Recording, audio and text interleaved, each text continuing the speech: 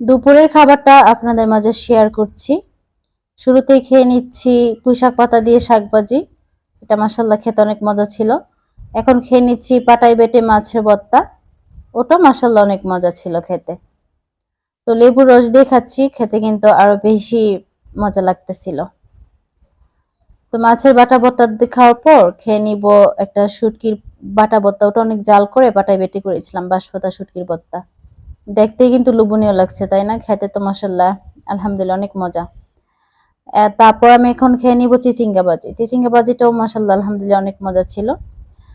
সবশেষে নিয়ে নিব মাছ দিয়ে পুঁইশাকের ডাঁটা দিয়ে পাতলা একটা ঝোল করেছিলাম। বিশ্বাস করেন গরমের দিনের এই খাবারগুলো এত বেশি ভালো লাগে আমার কাছে। আর আমি কিন্তু একটা কথা আমার ভিডিওতে বলি, আপনারা হয়তো শুনতে শুনতে বিরক্ত হয়ে যাবেন, তাই না? যে খাবার পড়া নির্ভর করে উপরওয়ালার উপর। আল্লাহ আমাদের নসিবে আমাদের রিজিকে যখন যা রাখছে তাই আমরা খাবো, তাই পড়বো, তাই না? তো সবসময় যে মাছ মাংস খেলেই যে ভালো খাবার আমার কাছে তা না। সাধারণ খাবারগুলো আমার কাছে অসাধারণ লাগে। আর এই খাবারগুলো খাইছি আলহামদুলিল্লাহ।